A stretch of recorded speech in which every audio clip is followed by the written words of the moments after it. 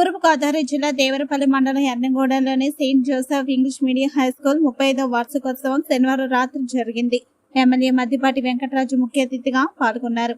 గ్రామీణ ప్రాంతాల్లో 3.5 దశాబ్దాలుగా అత్యంత నైపుణ్యం కలిగిన విద్యను అందిస్తూ అతి తక్కువ ఫీజులతో నిర్వహణ చేస్తూ విద్యార్థులకు ఉత్తమ బోధనలు అందించడమే లక్ష్యంగా క్రమశిక్షణ, విద్యా నైపుణ్యాలు పెంపొందించడం మరియు క్రీడలు, సాంస్కృతిక కార్యక్రమాలకు ప్రాధాన్యత కల్పించి సామాజిక బాధ్యతల స్పృహ కల్పిస్తూ వివిధ రంగాలలో ఉన్నతులుగా విద్యార్థులను తీర్చిదిద్ది సమాజానికి అందించడం ఎర్నగూడెం సెయింట్ జోసెఫ్ స్కూల్ యొక్క ఘనత అని శాసనసభ్యులు మద్దిపాటి వెంకటరాజు అన్నారు.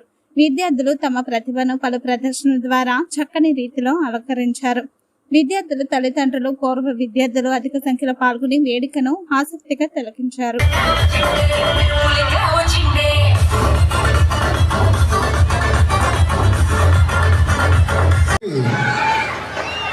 సీనియర్ టీడీపీ నాయకులైనటువంటి పెన్మర్తి సుబ్బరాజు గారిని కూడా వేదిక అలంకరించవలసిందిగా ఆహ్వానిస్తున్నా. Put your hands together. Leader of our area.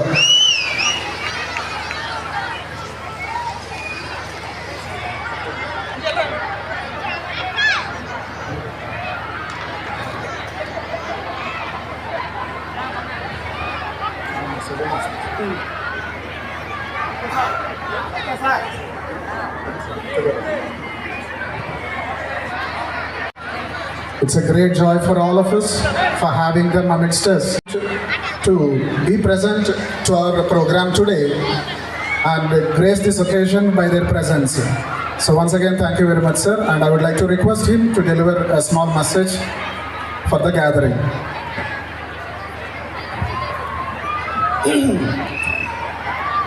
ఈరోజు సెయింట్ జోసెఫ్ స్కూల్లో జరుగుతున్న యాన్యువల్ డేకి ఇక్కడ చదువుతున్న పిల్లలకి, అదేవిధంగా తల్లిదండ్రులకి, మరి ముఖ్యంగా ఇంత విద్యా సంస్థల్ని ఒక దిగ్విజయంగా నడిపిస్తున్న యాజమాన్యం వారికి ప్రత్యేక ధన్యవాదాలు, శుభాకాంక్షలు తెలియజేసుకుంటూ, ఈరోజు వస్తూ చిన్న చిన్న పిల్లలు, బుడి అడుగులు వేసుకుంటున్న పిల్లలు ఒక నృత్యం చేస్తుంటే మా పాత రోజులు మేము చిన్నప్పుడు మేము సైతం చేయలేనివి వాళ్ళు చేస్తున్నట్టు కనిపిస్తే చాలా ఆనందం కలిగింది.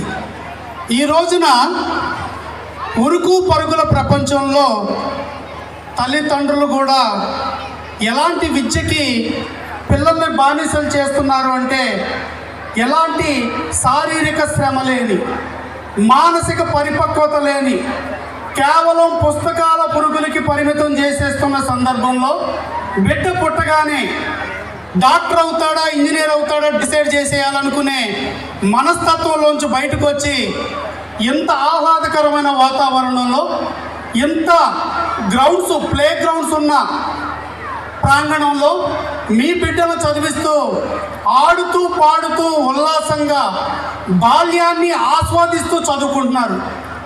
మీకంటే చాలా అదృష్టవంతులు ఎవరు ఉంటారని నేను అనుకోవట్లేదు.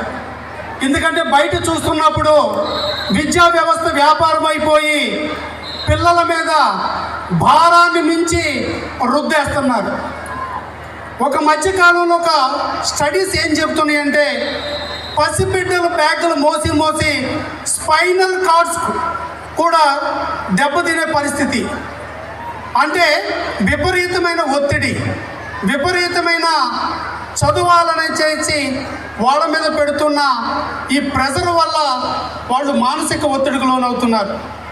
అయితే ఒక దురదృష్టకరమైన అంశం ఏంటంటే, ఇక్కడ ఉన్న ప్రతి తల్లిదండ్రుల్ని మిమ్మల్ని అభినందిస్తూ, మీరు చేస్తున్న ఒక మంచి కార్యం మిగతా వాళ్ళకంటే డిఫరెన్స్ ఏంటంటే, మీ పిల్లలను కూడా ర్యాంక్ 1 ర్యాంక్ 2 ర్యాంక్ 3 అని ఇలాంటి ఉరుకు పరుగులతో అలాంటి సంస్థల వెనకాల పడకుండా ఆహ్లాదకరంగా పల్లెటూరి వాతావరణం, విశాలమైన గదులు, విశాలమైన గ్రౌండ్, స్వేచ్ఛగా పిల్లలు బాల్యాన్ని ఆస్వాదిస్తూ ఎదిగేలాగా పెంచుతున్నారు.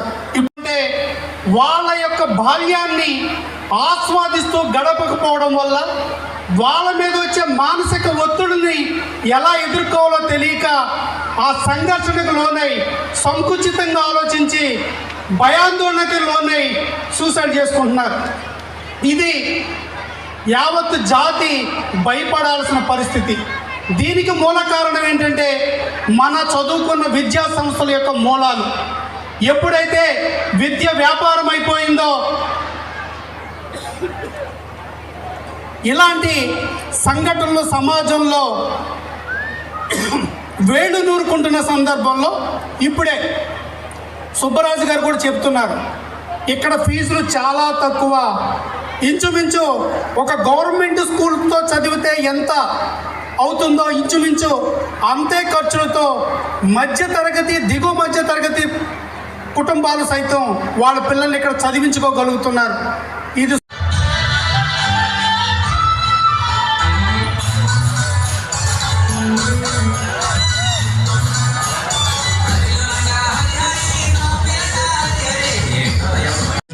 will surely resonate with us for a long time.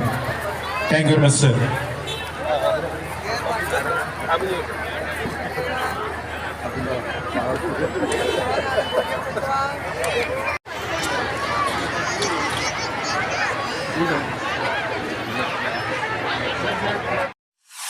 Telugu రాష్ట్రాల్లో సరికొత్త వరవడితో ప్రతి క్షణం ప్రజాపక్షం నిలిచేందుకు